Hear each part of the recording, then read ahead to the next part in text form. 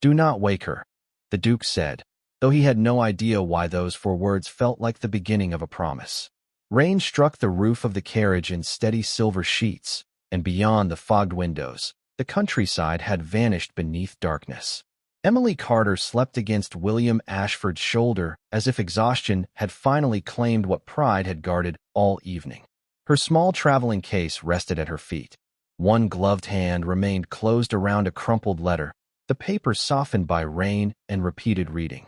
William had seen only a single line before her fingers tightened around it.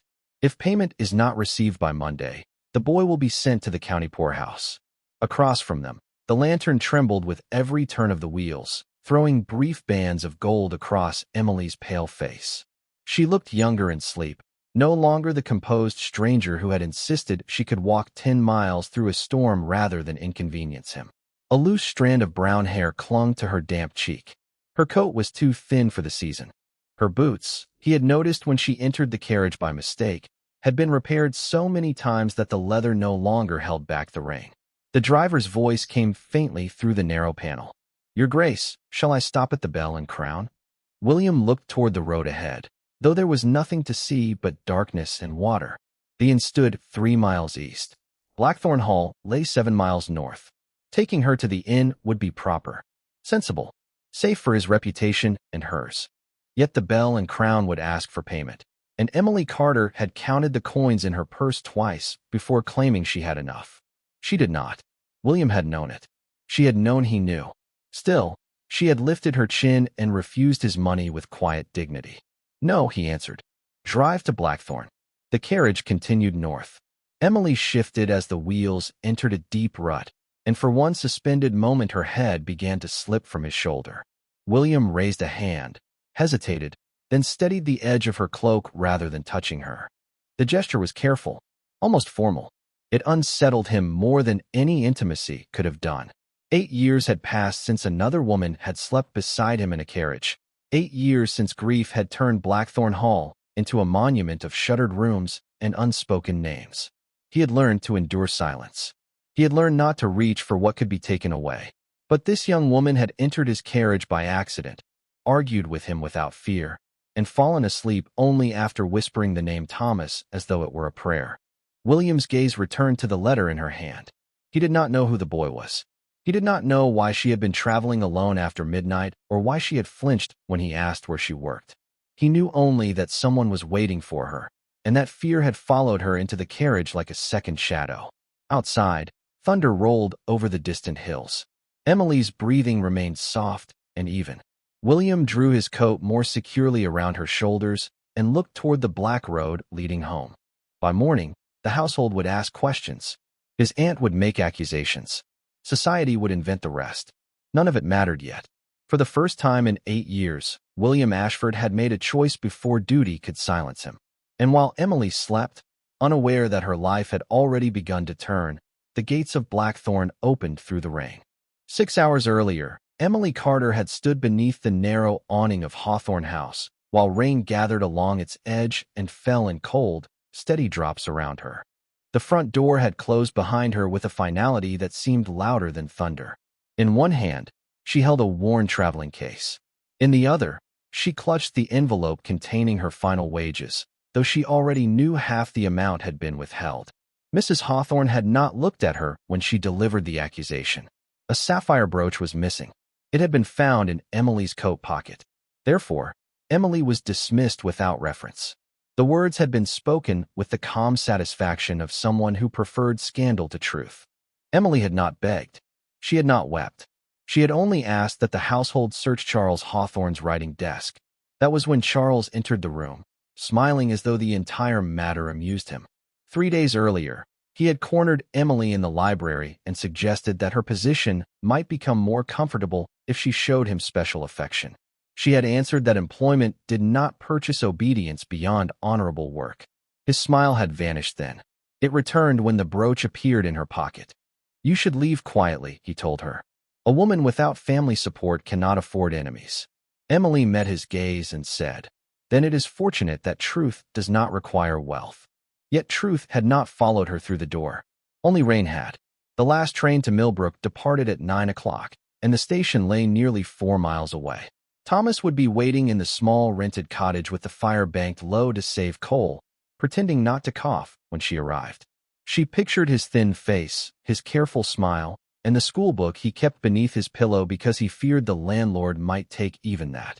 Monday's deadline remained folded inside her glove. If she could not pay the rent and the doctor's bill, the county would decide that a 10-year-old boy belonged in an institution rather than beside his sister. Emily tightened her coat and began walking. The road shone beneath the street lamps like black glass. By the time she reached the edge of town, water had seeped through both boots. She counted her coins beneath the shelter of a closed bakery. Not enough for a room. Barely enough for the train. A church clock struck 9 in the distance. Then came the whistle, faint and merciless, followed by silence. The train had gone. Emily stood beneath the darkening sky and allowed herself one breath of despair. Only one. Then she lifted her case again. A carriage emerged through the rain. Its lanterns blurred gold against the night. The driver pulled near the curb and called down, "Miss Carter?" She hesitated. Hawthorne House had promised to arrange transportation before dismissing her. Perhaps one servant, ashamed of what had happened, had kept that promise. "Yes," she answered. The door opened. Emily climbed inside, grateful for shelter, and found herself facing a stranger dressed in black. He was tall, broad-shouldered, and still in the way powerful men often were when they expected the world to move first. His gray eyes rested on her wet coat, her small case, and finally her face. "You are not Miss Evelyn Carter," he said. Emily's relief disappeared. "No, sir." The carriage began moving before she could reach the handle. Then, the stranger said, his voice quiet and controlled, "You have entered the wrong carriage." Emily's hand closed around the carriage handle, but before she could open the door, the vehicle struck a stretch of flooded road and swayed sharply beneath them. The stranger reached across with one steady hand, stopping the door before the wind could tear it wide. "Opening that now would be unwise," he said. "The road is nearly invisible." Emily withdrew her hand at once. "Then ask your driver to stop. He cannot stop safely here. I would rather take my chances outside than remain where I was not invited." Something changed in the man's expression, not amusement, but interest restrained behind formality. "You entered my carriage, Miss Carter. By mistake. So you have said." She sat straighter, though the cold had begun to settle deep within her sleeves. "I apologize for the intrusion. I believe this carriage had been sent from Hawthorne House." At the name, his gaze sharpened. "You are employed there?" Emily looked toward the rain streaming down the window. "Not anymore." He waited, but she offered nothing further. The silence between them filled with the sound of wheels cutting through mud and water. At last, he removed a folded wool blanket from the seat beside him and held it toward her. "Take this." "Thank you, but I am quite well." "Your hands are trembling." Emily tucked them beneath the handle of her traveling case. "They will stop." That is not always a comforting sign in cold weather. His voice remained calm, yet there was command beneath it. Emily met his eyes. "I do not accept charity from strangers." "Then consider it protection for the upholstery." The answer surprised her enough that she took the blanket. It was heavy and warm, carrying the faint scent of cedar and rain. She arranged it carefully over her knees, avoiding the appearance of gratitude, though warmth reached her almost painfully. "Where were you going?" he asked. "Millbrook. That is more than 12 miles south." Emily's fingers tightened beneath the blanket. The station was closed. "There is no safe road to Millbrook tonight. The eastern bridge is flooded." "Then I shall find an inn. The nearest inn is 3 miles away." 3 miles is not impossible. In daylight, perhaps. His gray eyes moved briefly to her soaked boots. "Not in this storm." Emily turned toward the window again. Every mile carried her farther from Thomas. The thought pressed against her ribs until breathing became an effort. She had eaten nothing since morning, but hunger seemed a smaller thing than the letter hidden inside her glove. "Someone is waiting for you," the stranger said. It was not a question. Emily answered after a moment. "My brother." "How old is he?" 10. "And he is alone?" "A neighbor is with him until morning." She hoped that was still true. Mrs. Bell had promised to stay, but promises weakened when rent remained unpaid. The stranger studied her face with an attention that made her uneasy. "What is your name?" "Emily Carter." "William Ashford." She knew the name before he added the title. Duke of Blackthorn, the widowed nobleman whose wealth stretched across 3 counties and whose silence had become the subject of countless drawing rooms. Emily's posture stiffened. Your Grace, do not look so alarmed. My title does not make the weather worse. No, but it makes my mistake considerably more improper. The storm appears indifferent to propriety. Another jolt shook the carriage. Emily caught the edge of the seat, but fatigue had begun to blur the lantern light. She had walked nearly 4 miles, lost her position, missed the train, and spent the day defending a name no one cared to protect. Still, she fought to remain upright. William noticed the effort. Rest, he said. I cannot. You can. I should not. Her eyelids lowered despite her protest. The wheels found a smoother stretch of road, and the carriage settled into a dark, steady rhythm. Emily held the blanket close. One moment, she was watching rain slide down the glass. The next, her head had fallen gently against William's shoulder, and for the first time that night, she was no longer afraid. William did not move. For several seconds, he sat with the rigid stillness of a man confronted by something more dangerous than scandal. Emily's head rested lightly against his shoulder, her damp hair brushing the dark wool of his coat, while the carriage rolled through the storm with the solemn rhythm of a clock counting toward an unknown hour. He should have awakened her. Propriety demanded it. Habit demanded it. The life he had built since grief entered Blackthorn had been constructed upon distances carefully measured and never crossed. Yet when he lowered his gaze, he saw not impropriety, but exhaustion. Her face had lost the guarded composure she wore while awake. The tension around her mouth had softened. One hand remained curled near the blanket, as if even in sleep she expected something to be taken from her. Then the carriage struck another rut. Emily shifted, and the small pocket watch tucked beneath the edge of her coat slipped free, landing against the seat between them. William caught it before it fell to the floor. The silver case was old, rubbed smooth at the edges by years of use. He turned it over, intending only to place it safely beside her, but the clasp opened beneath his thumb. Inside, beneath the dim lantern glow, an inscription had been engraved in a careful hand. To Emily, protect what is gentler than you. William read the words twice. A memory rose before he could prevent it. Another carriage. Another winter. His wife, Catherine, pale with weariness, asking him to postpone a journey because she felt unwell. He had insisted they continue. There had been duties waiting in London, obligations that seemed urgent then and meaningless now. She had rested her head against the window rather than his shoulder. He had watched the road. He had chosen duty. By spring, she was gone. William closed the watch softly, but the past did not close with it. Beside him, Emily stirred. Thomas, she whispered. Her voice was barely more than breath. Please do not take him. William's expression changed. The name carried no confusion, only fear refined by repetition. She had spoken it like someone who had practiced pleading in silence. He looked toward the letter still trapped beneath her fingers. A 10-year-old boy. A deadline. A woman traveling alone after midnight with wet boots and no place to stay. The pieces were incomplete, yet they formed a picture he understood too well. Someone had asked for help. The world had answered with rules. He lifted his hand, meaning to move the loose strand of hair from her cheek, but stopped before touching her. Instead, he adjusted the blanket higher around her shoulders. The gesture was small enough to escape notice, but it changed something within him. The driver opened the panel again.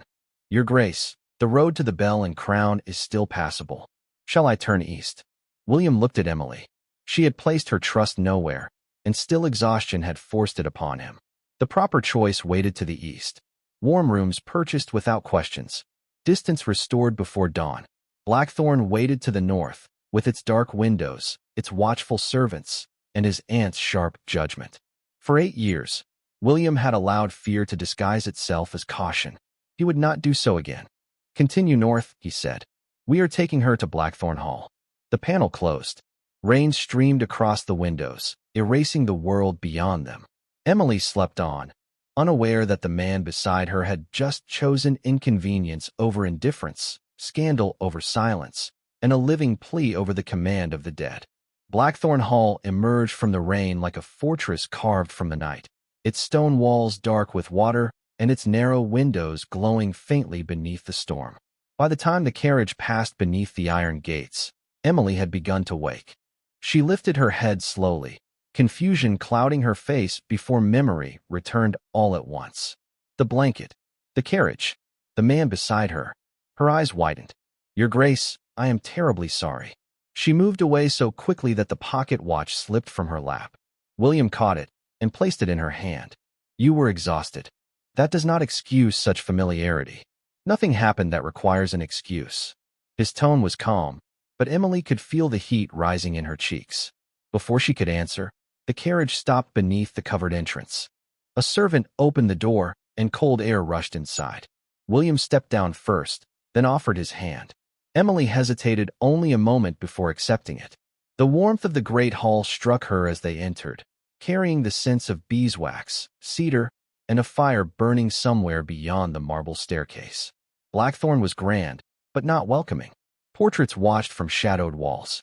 Long corridors disappeared into darkness. Every surface seemed polished by duty rather than affection.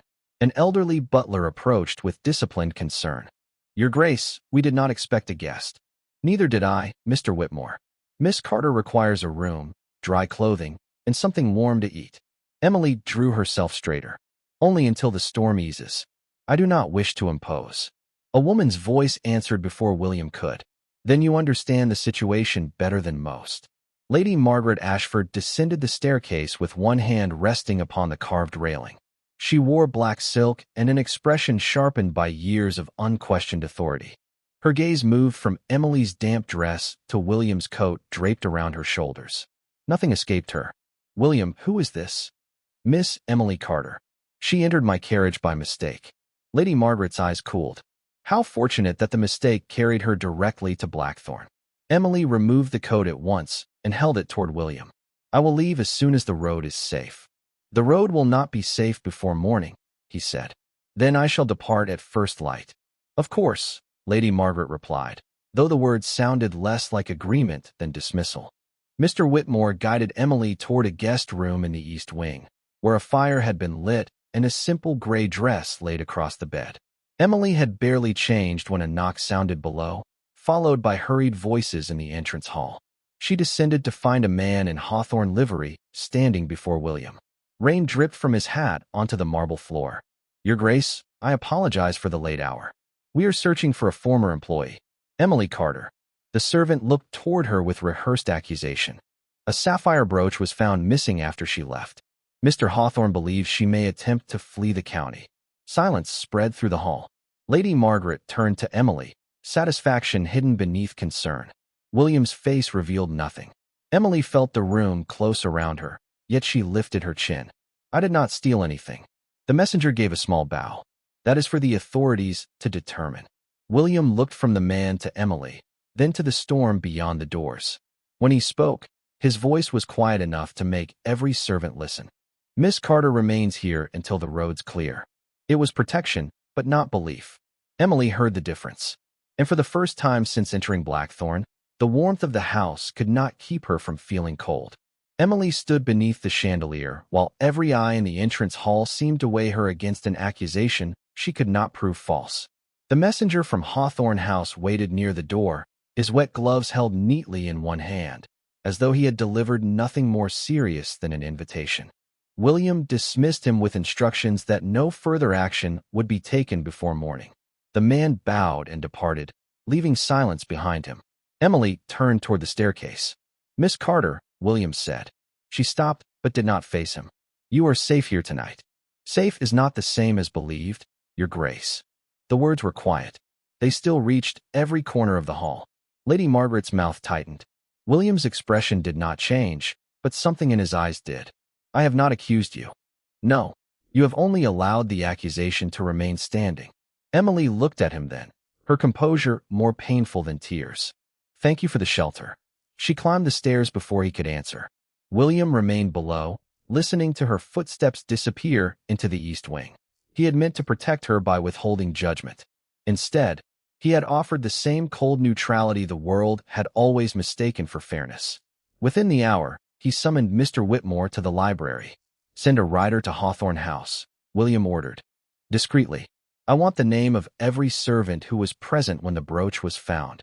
Mr. Whitmore hesitated. The roads are difficult, Your Grace. Then take the north path. It is higher ground. William opened Emily's traveling case only after Mr. Whitmore confirmed that she had given permission for it to be searched. There were no jewels inside. Only 2 dresses, a mending kit, 3 schoolbooks, and a bundle of papers tied with faded blue ribbon.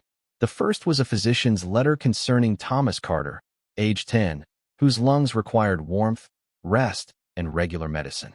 The second was an overdue rent notice. The third was not a plea for help, but a carefully written proposal for a small school where estate children might learn reading, arithmetic, and practical bookkeeping. William read every page. Emily had calculated costs down to the last dollar. She had designed lessons for children who worked mornings and could attend only after sunset. There was intelligence in the figures, compassion in the margins. Near midnight, Mr. Whitmore returned with a young maid from Hawthorne House named Clara Bell. She stood before William trembling, not from cold, but fear. "Mr. Charles told me to place the brooch in Miss Carter's coat," she confessed. "He said my mother would lose her cottage if I refused." She produced a folded note written in Charles Hawthorne's hand. It warned Emily that silence would preserve her future, while resistance would destroy it. William read the note once. Then again. His anger did not rise loudly. It settled, cold and exact. "You will remain here tonight," he told Clara. "In the morning, you will give your statement before witnesses." Across the hall, Lady Margaret had already reached Emily's room. She entered without invitation and placed an envelope on the table. "There is enough money here for your brother's medicine and several months of rent," she said. Emily looked at the envelope but did not touch it. "What must I give in return?" "You must leave before sunrise and never return to Blackthorn." Emily understood at once. Her innocence no longer mattered. Her presence did. "Keep your money," she said. Lady Margaret's gaze hardened.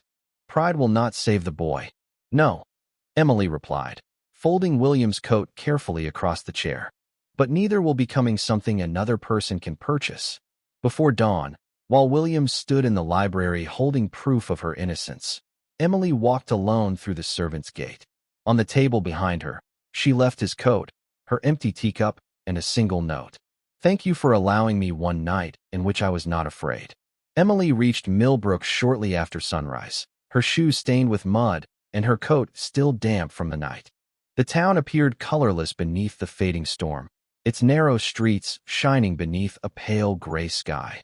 She had walked the final 5 miles after a farmer gave her shelter in his wagon, but every minute had carried the same fear. Thomas. By the time she reached the county poorhouse, 2 officials were already standing beside a covered carriage. Thomas waited between them with his schoolbook pressed to his chest. He looked smaller than she remembered, his face pale beneath the brim of his worn cap. "Emily." The relief in his voice nearly broke her. She crossed the yard and knelt before him, taking his cold hands in hers. "I am here. Mrs. Bell said you would come. And so I have." One of the officials cleared his throat.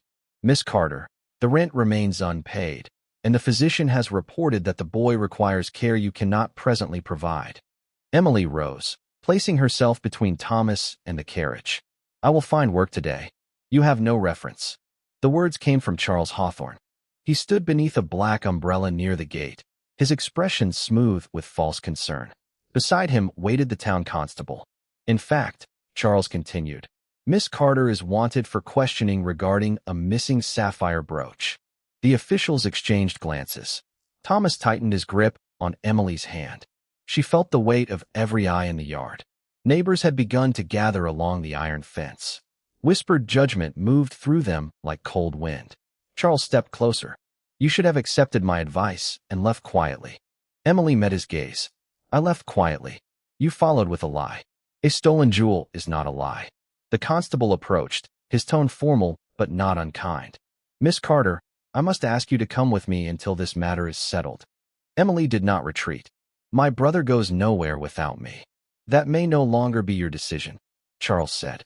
Thomas pressed closer to her side. Emily placed one arm around his shoulders and lifted her chin. She would not plead before Charles Hawthorne. She would not allow fear to become his victory. The sound of wheels interrupted the yard. A dark carriage passed through the open gate, followed by 2 riders bearing the Blackthorn crest. Conversation stopped. William stepped down before the carriage had fully settled. He wore the same black coat from the night before, though rain darkened the shoulders, and his expression was colder than the morning air. Mr. Whitmore followed with Clarabelle and a leather document case.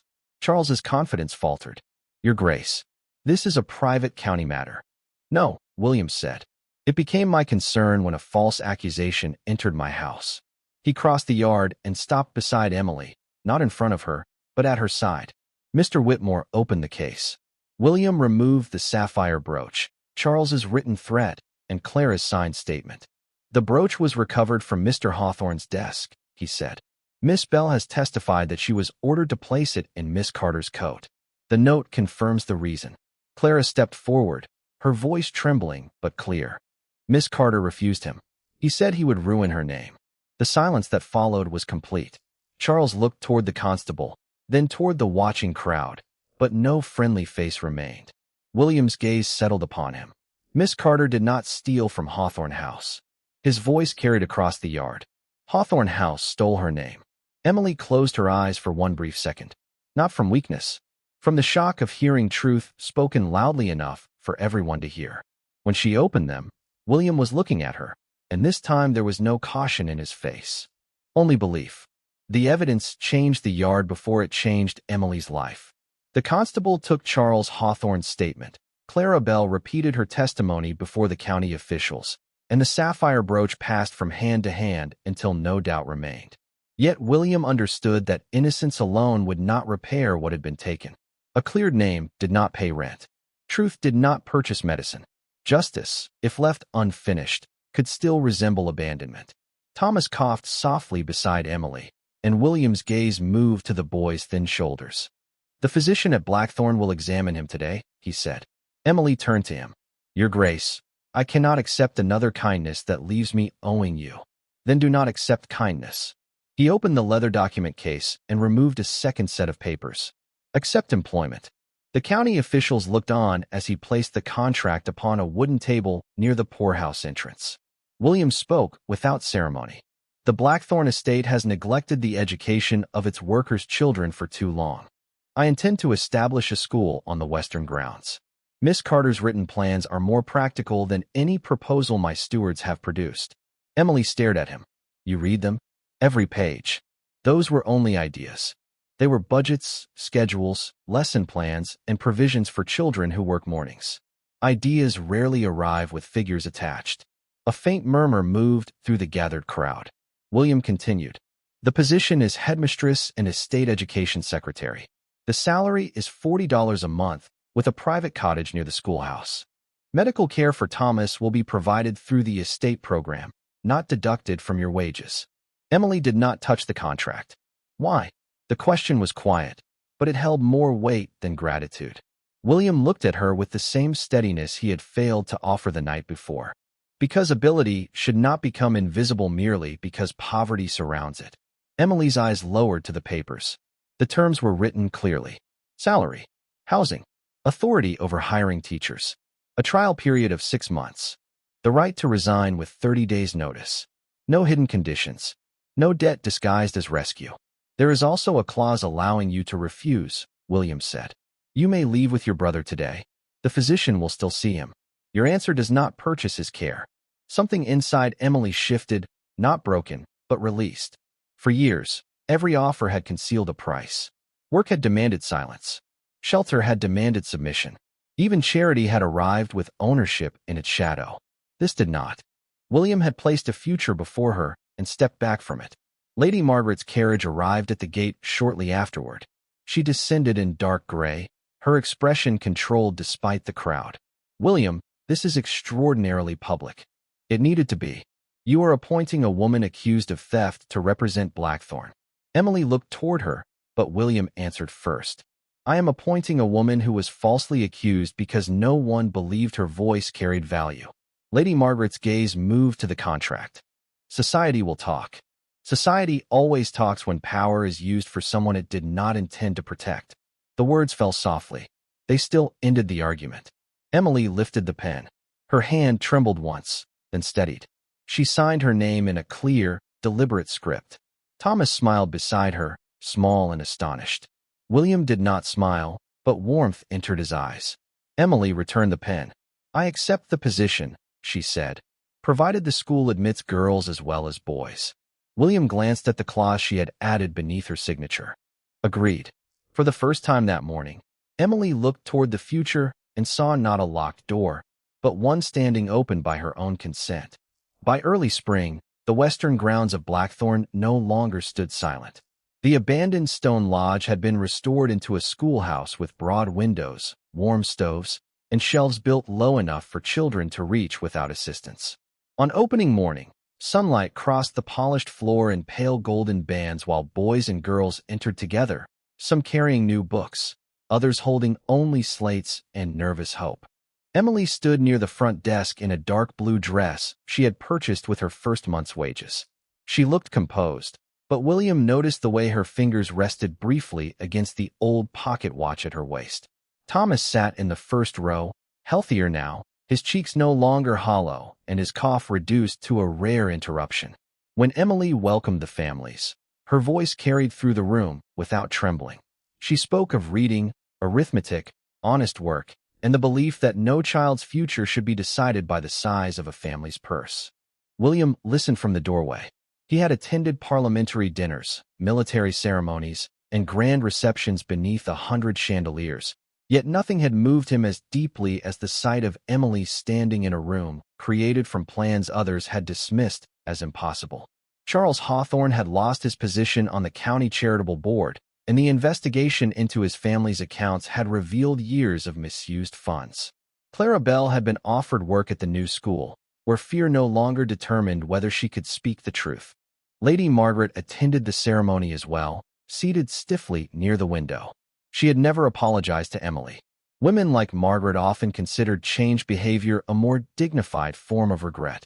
Yet when a visiting landowner questioned whether a former servant was suitable to direct the school, Margaret answered before William could. Miss Carter was never unsuitable. The judgment against her was. Emily heard. She said nothing, but her expression softened. After the final family departed and Thomas left with Clara to arrange the new books, evening settled over the estate. William and Emily entered the carriage for the short journey back to the main house. It was the same carriage in which she had arrived months earlier, though the winter rain had given way to a cool spring dusk. For a time, neither spoke. The wheels rolled gently over the road, and the lantern cast a familiar amber light between them. "You were remarkable today," William said. Emily looked toward him. "The children were remarkable. I merely opened the door. You built the door."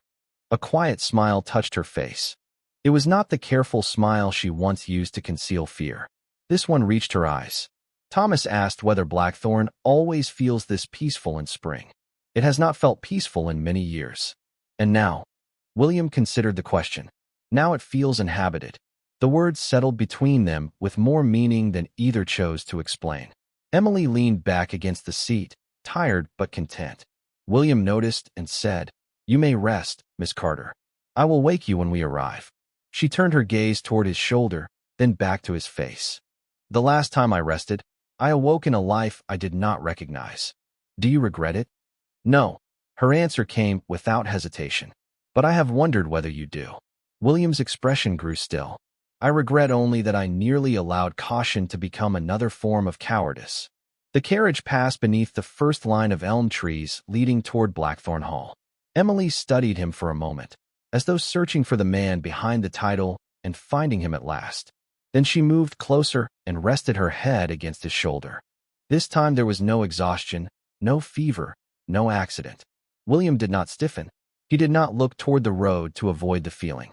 He simply placed his hand over hers where it rested between them. Outside, the estate lights appeared one by one through the gathering dusk.